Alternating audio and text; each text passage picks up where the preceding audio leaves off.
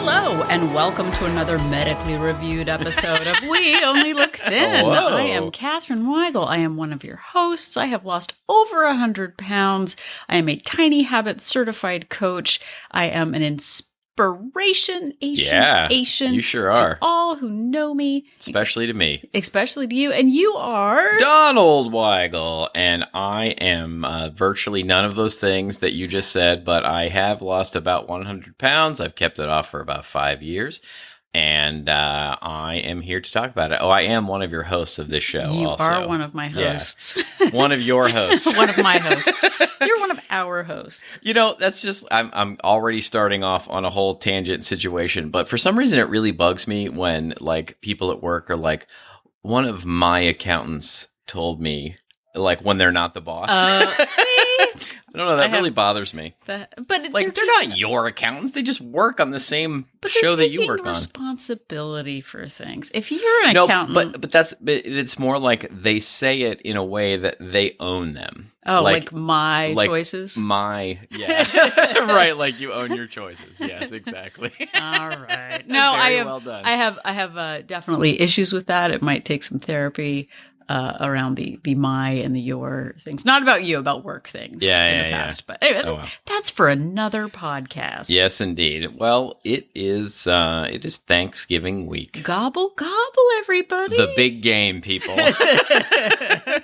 It's showtime. Are you a tryptophan? I don't know. I like that. I like that a lot. Thanks. A tryptophan or a trypticant or something. I don't know. Exactly. We'll workshop it. We should have worked on it before we started recording. It's fine. No, we already gave you the Gobble Gobble episode last week. Yeah. So hopefully you listened to that with your ears. And now it's not a bad idea to listen to it again, though.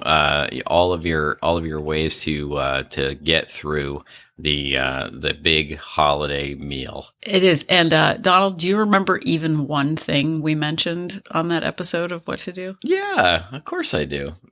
I don't. we talked about how I also listened to them all back because of editing and recording and stuff. What was one of the nicer things I said? You didn't say anything nice. I was the one who said all the nice things. We talked about how, like, only really go in for your real foods. Don't your like really meaningful foods, must-haves. We talked about not starving yourself before the meal. We talked about not giving into food scarcity. Wow, man, you're really you're on it. We did a whole thing about thanks, each letter being a new thing. Oh my gosh. Okay, so I'm the person that crams for the podcast, and Donald actually takes copious notes, and he listens back, and he re-records it. So I am... It's so funny that you say that, too, because, like, you are responsible for probably 80% of the actual content. Don't blame me for everything.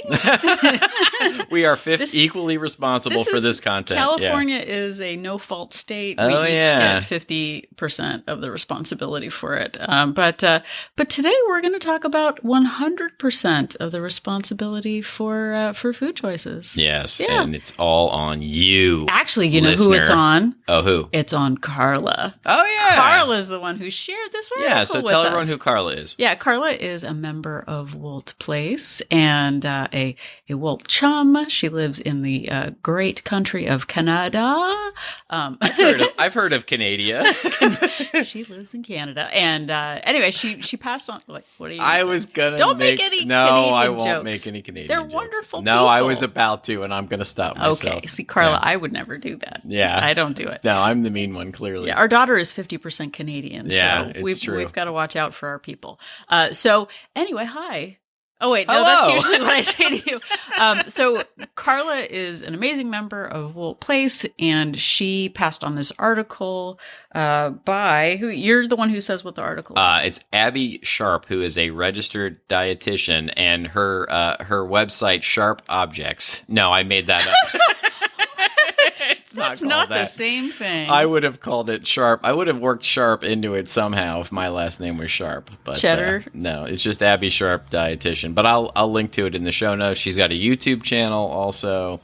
But it's a really great article, essentially geared towards taking advice from intuitive eating and turning it towards weight loss, because intuitive eating is really not a weight loss plan. It's more the idea, at least, from my understanding, is it's more of an idea of helping you develop a relationship with food, a better, healthier relationship with food, rather than actually losing weight.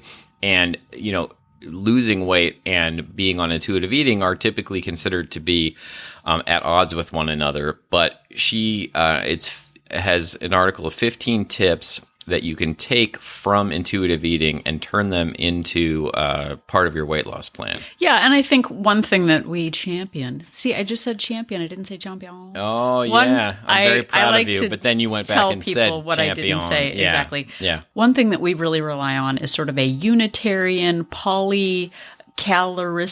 I don't know if that's a word. Yeah, we're sort of plan agnostic. Yeah. Like, whatever plan works for you, we are good with that plan.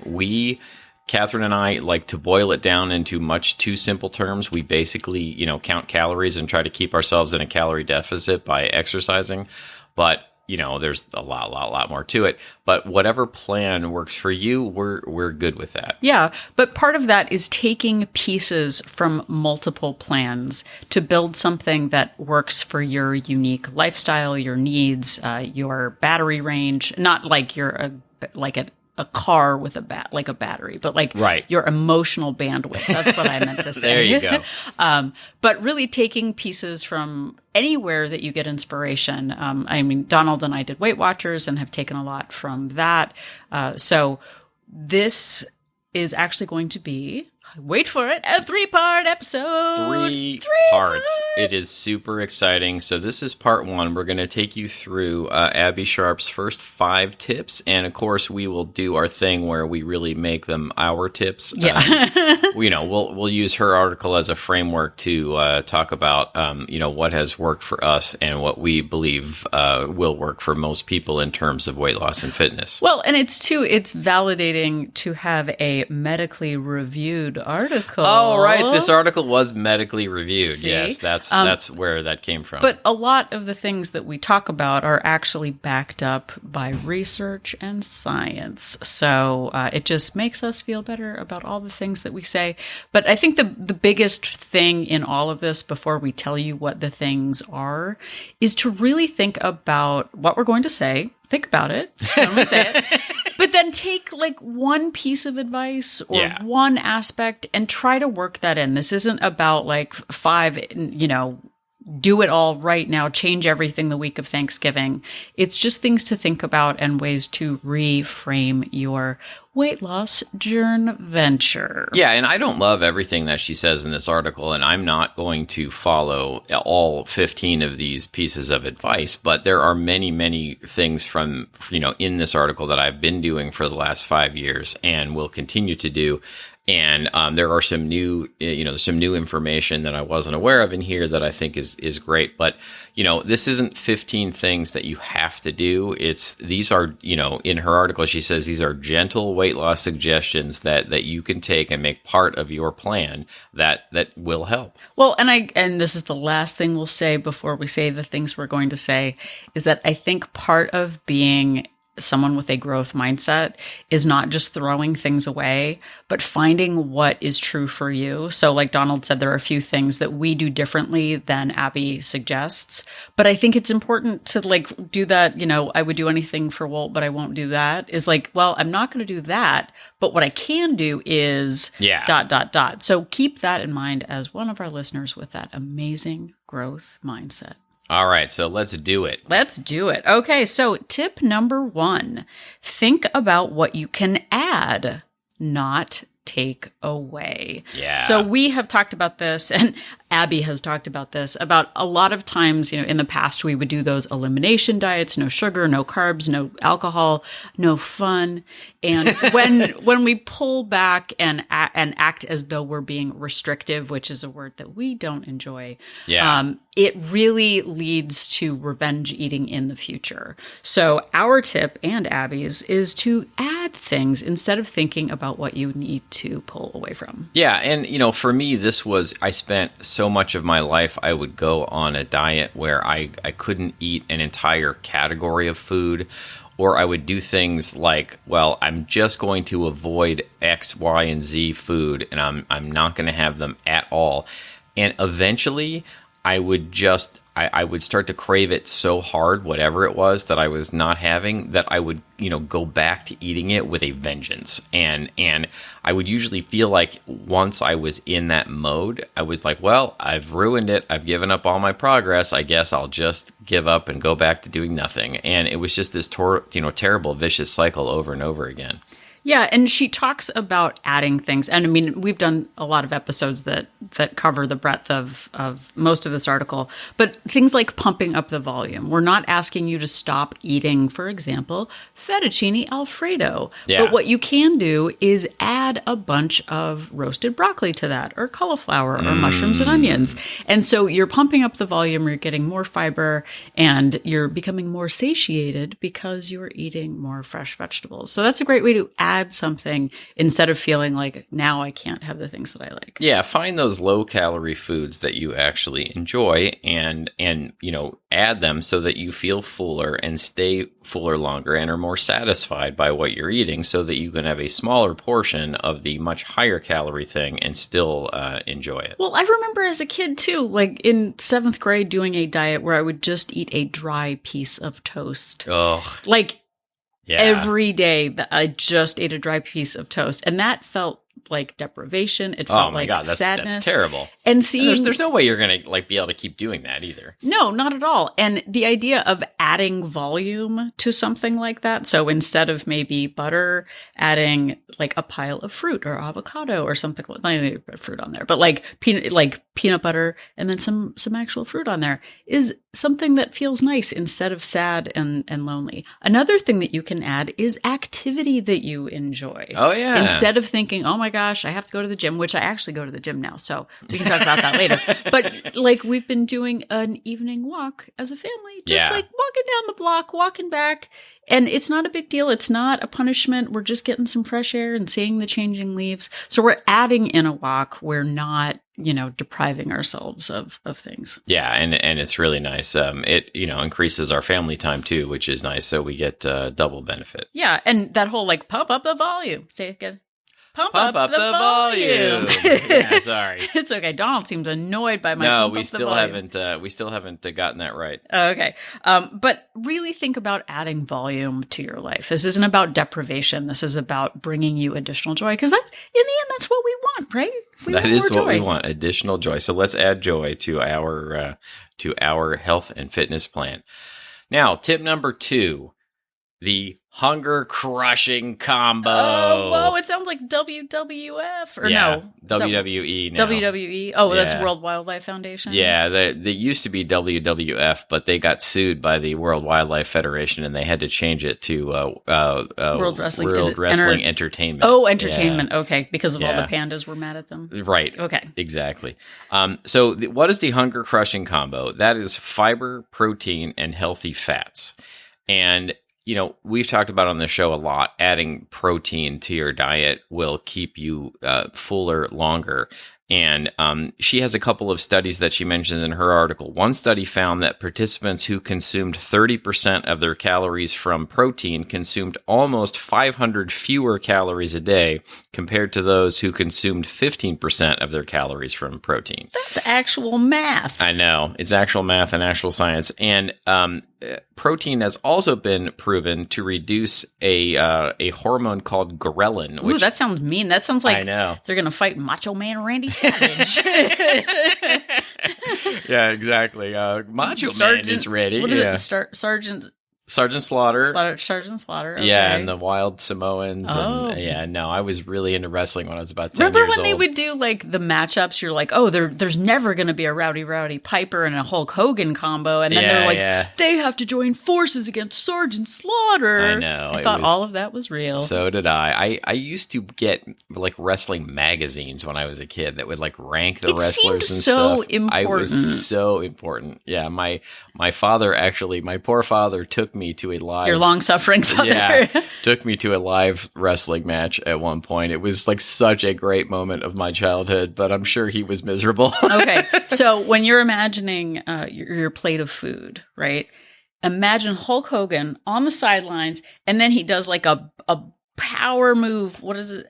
Can't remember any. Yeah, it could be like a suplex or a body slam. Body slam. Yeah, he jumps off the ropes and tags in. So what can you add protein or fiber or what was the other one? Yeah, healthy fats. Fats. And yeah, just I mostly in the morning, for example, I know that if I eat a lot of protein and fruit from early in the day up until dinner, I know that keeps me more full and it stops me from sort of wanting that momentum to keep going. But anyway, ghrelin is this hormone which the more you have of it, the hungrier you get. It like regulates your hunger. And I'd never heard of it before I read this article, but I did a little bit of follow-up reading on it.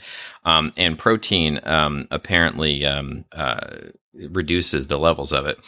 And then dietary fiber, which is also known as roughage or bulk, that includes the parts of plant foods. You can only get dietary fiber from plants that your body can't digest or absorb.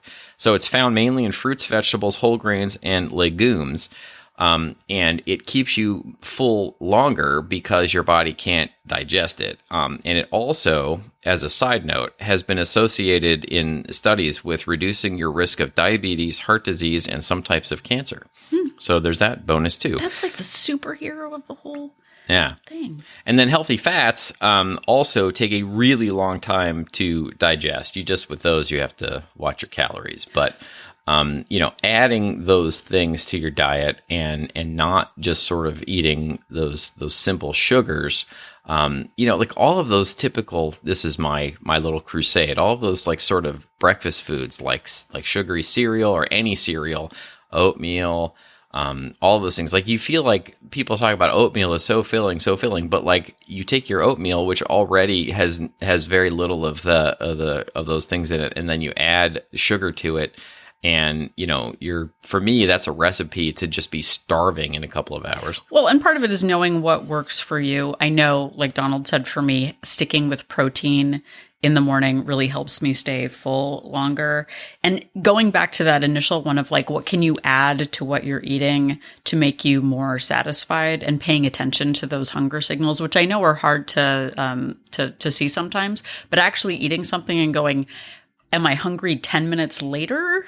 Or am I satisfied for 2 hours? What's the staying power? And part of this too, and I know the author doesn't talk about calories, is that we also need to make sure, because this was a big issue for me, of like, just because healthy fats are good doesn't mean they don't have lots of calories too. So being like, well, I ate 7 avocados this morning and I'm not losing any weight. Like I ate a handful of nuts. And so there is a caloric impact for that, and we're going to talk about that a little bit later. But focusing on foods that keep you satisfied longer really does matter, especially when you're working on eating at a deficit. This isn't about one sad piece of 45-calorie Sara Lee bread. Like, what can you add to that will keep you satisfied longer? And for me, one of the big revelations I've had in the last 5 years is adding a lot of fruit to my diet. Yeah. Which sounds crazy, but that I just figured this out. But for years and years, I did these low carb diets for so many years, and they really discourage you from eating fruit. And so I just had it in my head as a residual of that I should avoid fruit if I wanted to lose weight. But I've really gone really into, I was going to say whole hog into fruit in the last several years, because it is so low calorie and it is so full of fiber, and it really fills me up, and I'm able to eat a lot of it for a really, large impact. And it really keeps me full longer. And it's really, kind of been a revelation for me to add all this fruit into my life. Well, but that's a huge thing, those old stories that we have from the 1980s and 90s of like, sugar is bad, fat is bad, fruit is bad. Like, it just cuts out all of these categories, and letting go of that and going like, I can have a cup of strawberries. Sure, there are financial implications to buying fresh fruit or whatever, but it really does help to let go of all those old, no white after Labor Day things that we really do hold on to from old, quote unquote diet plans. This isn't a diet. This is a lifestyle that we're trying to invest in for ourselves. So. Yeah, for sure. All right. So what is the next tip, darling? The next tip, there's so many tips. They're very similar. This one is dress up those naked carbs. Whoa. You just said the word naked on a family podcast. Right. So this, again, just sort of gets back to that high satiety. If you are having foods like white bread, dessert, white rice, foods that are lacking that hunger-crushing combination that we Sunday. Exactly. Just another way of conceptualizing the hunger-crushing combination. So again, science. Just imagine I've said something super sciencey here. Is when we eat things like white rice, pasta, and bread, it messes with our insulin levels. Yeah. And so combining those, not eating them by themselves, but like I did as a kid, I literally, Donald, would sit on the floor of my bedroom playing, and I would take a loaf of bread and just eat bread. Just nothing on it. Just taking up. It's just bread. Yeah. That's classic Catherine. Classic. That is completely on brand. It must be a thyroid issue. But had I added a natural nut butter, nut butter has calories, just because you call it a nut butter doesn't mean it's a nut butter. It sounds so wholesome. Exactly. But add, berries, mashed avocado, egg. It's not only going to help ward off hunger, but it will also keep your insulin levels from jolting up and down. Yeah. So there are actual physical, symptoms that we have from those crashes that you get when you just eat a lot of carbs. They're just talking about, again, that adding in of veggies, fruit, eggs, greens, Greek yogurt, just pump it on up. Yeah, so this one sort of builds upon the previous two of, pump up the volume and also add that, fiber, protein, and healthy fats. Well, and part of that too is I've reduced my portion of pasta and rice and pumped up the volume with veggies, that it doesn't taste like sadness again. It just is like, oh, I'm still getting the fettuccine, but I've added a ton of broccoli. And so I'm getting the actual food that I want instead of the diet food. Like instead of just getting, a really sad, lesser version, I'm eating the real food that I want, but pumping up the volume there. Also, we've talked about it before with things like ice cream or yogurt, is adding in berries to that. If you get a small serving of full fat ice cream, right, and then throw in like twice the weight in berries, you're pumping up the volume so much, and you're getting fiber in there too to help with your insulin levels. We care about insulin, don't we, Dom? Yes, we truly do. We truly do. All right, so the next tip is to slow down and tune in. Man. And this is a difficult one for me, and I'm sure for a lot of people, but to really be slower about eating. And there are many reasons for this. In the article, she talks about a couple of studies that suggest that fast eaters are more likely to gain weight compared to slower eaters, and that people who eat quickly, they don't necessarily allow themselves to feel full, and so they also are more likely to consume more calories in a shorter amount of time. He's looking at me because that's what I do. I'm also looking at you because we're doing a podcast together. But she talks too, and I've heard about this before, is that it can take up to 20 minutes for your fullness signals to get to your brain.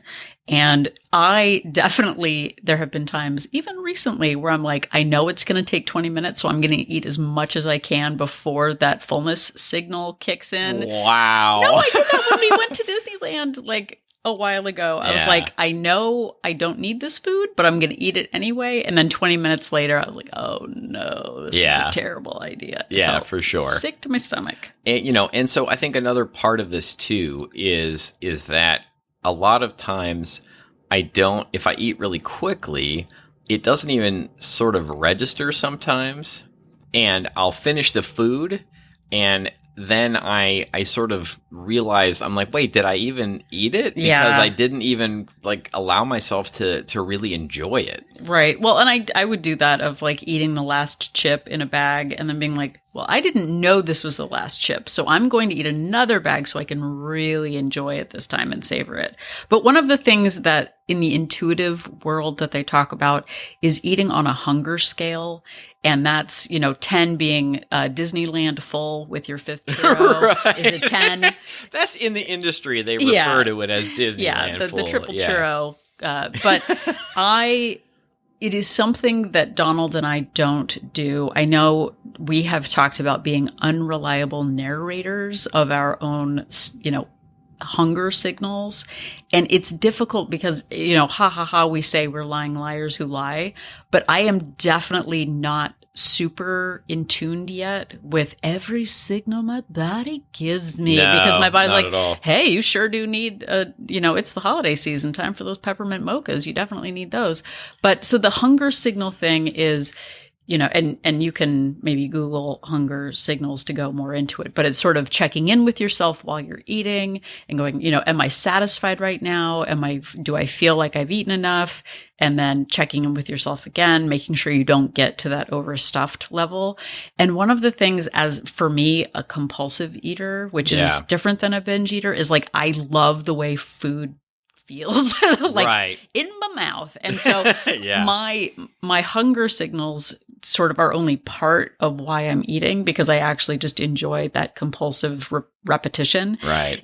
That is why Donald and I put a bunch of buffers in the way where we can't trust our, hunger scales. What we can trust is the policies we put in place and the smaller portions that we have and the single serving packaging that we have to help us sort of stay within a range that we know a normal human would have. Because like you as a kid would be like, oh, how many other people's food can I eat? Like, oh yeah.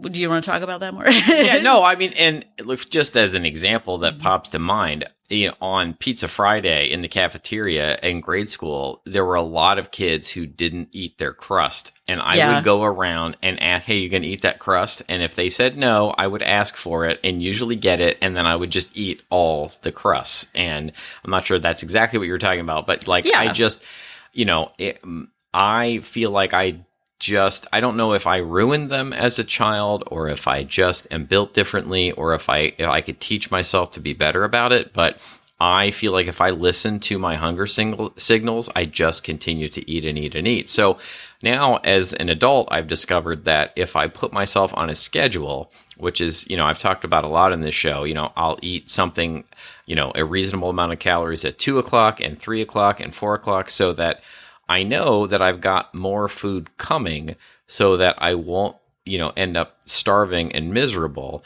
And that has been my way, one of my major ways to kind of keep myself from like continuing to eat and eat and eat until I hit that level of fullness that feels satisfying. Well, but I think that that's a huge thing of like, there's no scarcity. You have it planned in advance. There's more food coming. Yeah. And I think a lot of times when we would say, I would see people go like, oh, well, you've got to close the kitchen at 7 o'clock as though it was some magical thing. It's not about anything magical happening after a certain amount of time. It's just I've eaten all of my calories by then, and you do a great job of measuring out your calories throughout the day so that you do is it sad that I feel like it's something to look forward to? Like, ooh, I get to have a yogurt in an hour. Yum. I don't know if it's sad or not, but I'm the same way. I'm like, oh yeah, hey, I've got this, food to eat later, that I'm excited about. So again, I have started just in terms of that budgeting for myself.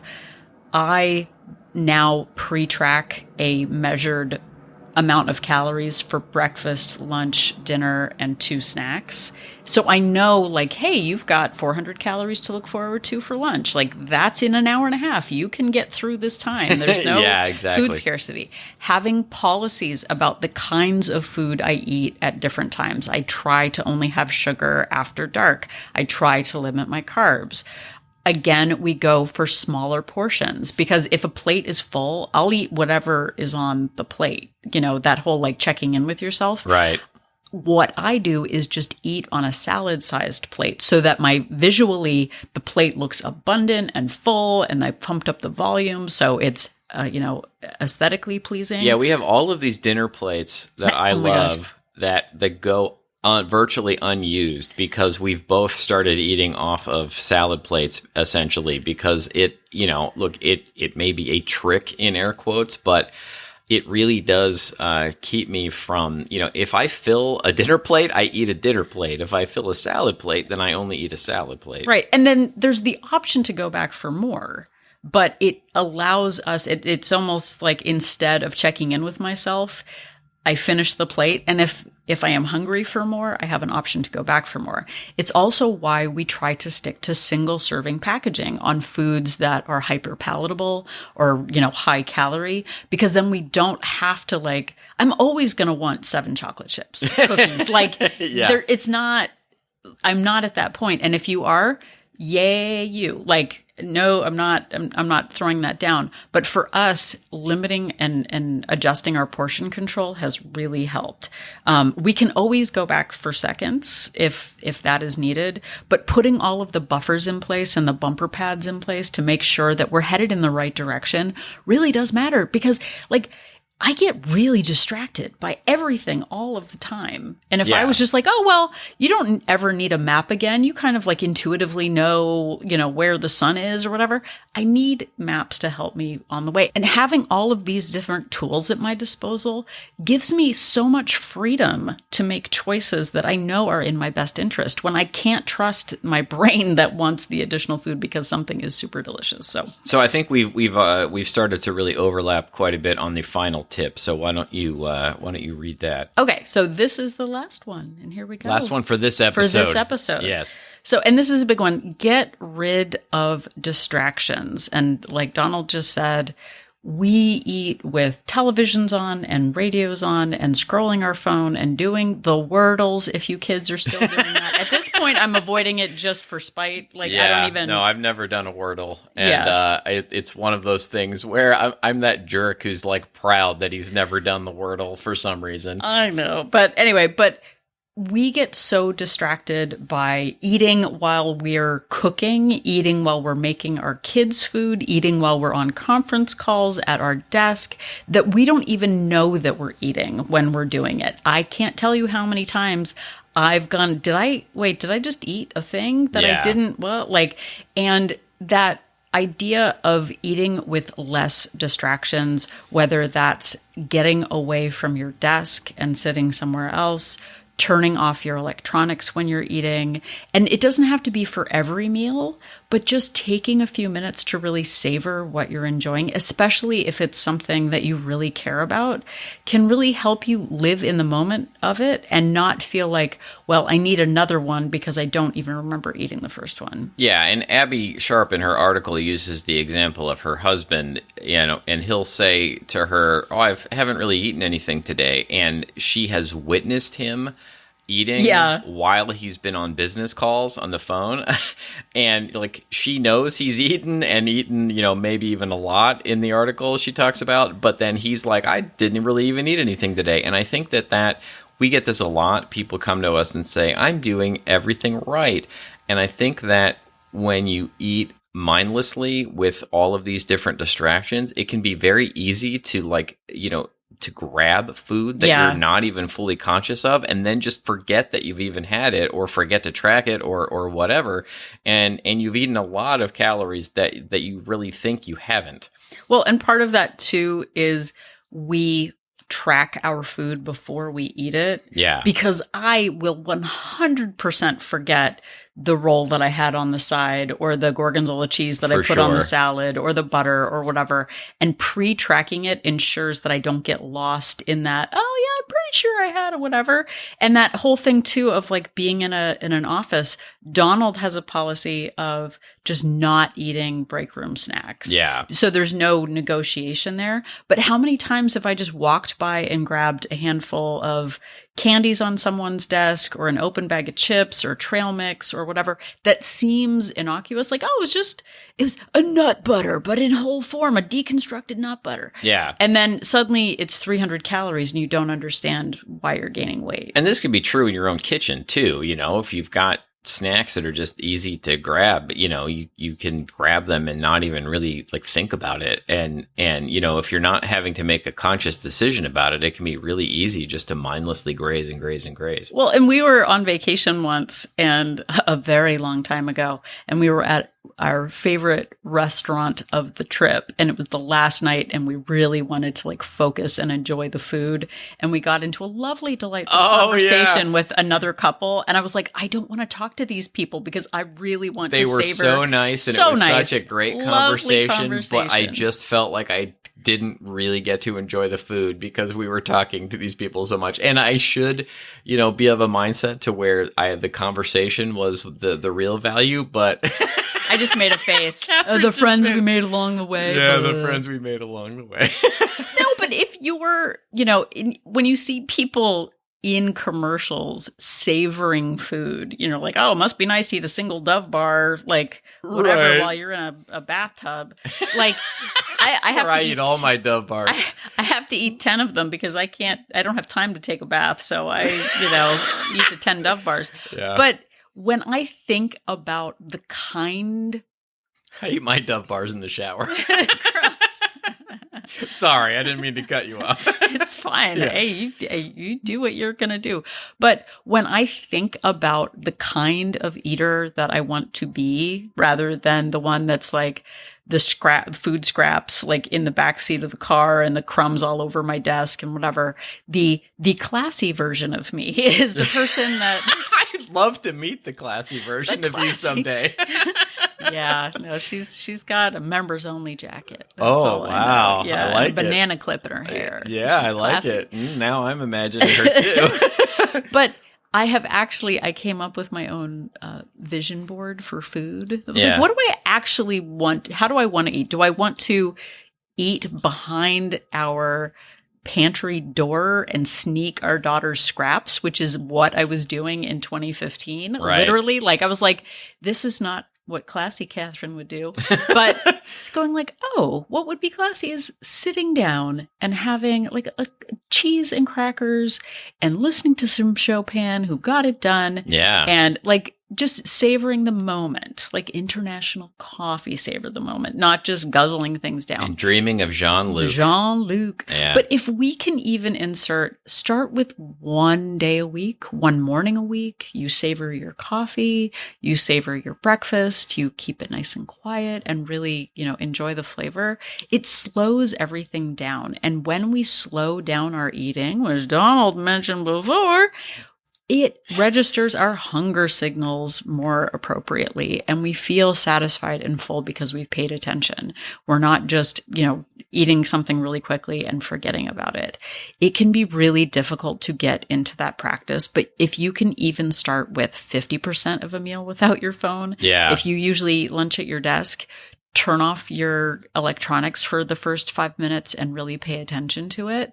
It can seem like hours and hours go by. Maybe eat while you're doing a plank, and then it will feel like forever. Maybe that's the tip that she forgot. The longest minute of your life is the minute you're doing a plank. Exactly. Yeah. Time to stretches out. So at the beginning of this episode, we told you we were going to give you 5, and we gave you 5. Now your job is to decide which of these you feel like you could add to your life right now. This isn't about being perfect or ideal. It's just about what feels right now. So think about what you can add to your plan right now.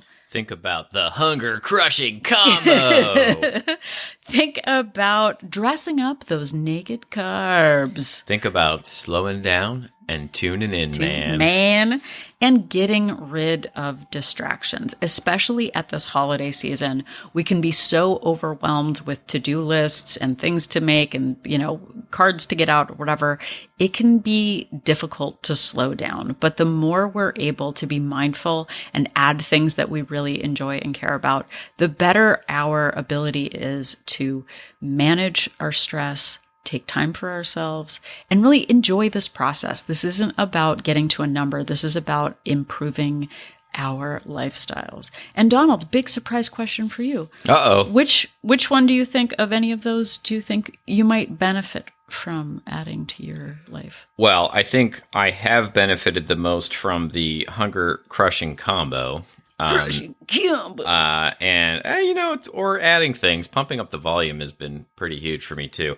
But also, I think the one that I need to work on more is the getting rid of distractions while I think eat. So too. Yeah, I think so too. I try to take an actual lunch break, and it is difficult to do that. I find the crumbs, the telltale crumbs at my desk, definitely tell the story of me just eating mindlessly. But I think spending even 15 minutes sitting on the couch without any distractions or sitting at a table and eating, I think that might be something. Maybe I can try to add that. So, fine listener, Carla, also, we'll just name all the names. What could you add in this busy season? Next week, we're going to give you the second 5. The second 5. Maybe we shouldn't include a link to the article because we don't want any spoilers for the next week. So we don't want people getting ahead and reading ahead in the chapters. We want to keep it with us. So yeah, that's just my suggestion. You do what you want to do in the show notes. I'll do what I want to do, like usual. Thank you so much for listening. Thank you for slowing down and savoring this podcast. We hope that it has left you full and satisfied. And we have over 250 other episodes of this show for you to enjoy. You can slowly savor all of them wherever you found this episode, and also on our website at any time, weonlylookthin.com. Yep, and if you are at weonlylookthin.com, you can click on the link for Join Our Support Group and find out more about Wolt Place, We Only Look Thin Place. It's a Facebook-based accountability group for women. We are not a weight loss plan, but we are a place for support, encouragement, habit changes, Zoom meetings, and fellowship with other women on multiple other plans who are going through the process and getting lots of helpful tips from one another.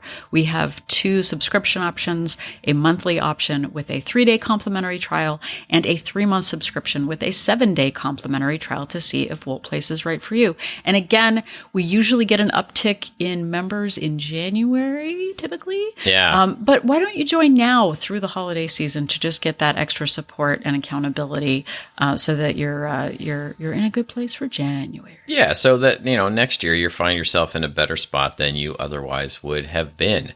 And speaking of being in better spots, you can also, I don't know if that's right or not, but you can also interact with us on social media. You can find us on Facebook, Instagram, and Twitter at We Only Look Thin.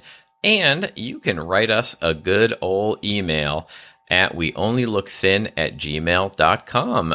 If you have articles that you think we would enjoy, you can send them there. If you have episode suggestions, if you have questions, we will love to hear from you. And even compliments would be great to weonlylookthin@gmail.com. And speaking of compliments, if you want to just head on over, let your fingers do the walking, over to Apple Podcast and leave us a rating and a review. Not only does it make us feel good and keeps us away from distractions and helps us lose 5 pounds. I don't know. That's right. I'm just making false promises right now. All of that, yeah. But also it helps with the robot algorithms to help other people find our podcast. Our robot overlords will direct other humans to our podcast. The more ratings and reviews that we have. So we would be grateful if you would do that. We sure would. Also, another thing you could do is just tell somebody about the show. Word of mouth really helps us out. If you know somebody who might like the show, if it comes up in conversation, something similar, give them a suggestion. If you're in an online group that you think might benefit from us, that would really help us out. So if you could give us a shout out face-to-face or internet-to-internet, we would be grateful. Yep. So if you're still trying to remember if it's Brussels sprouts or Macho Man Randy Savage who are part of the hunger-crushing combo, just remember that Donald and I are an inspiration. Asian. Why can't it be both? Oh, yeah.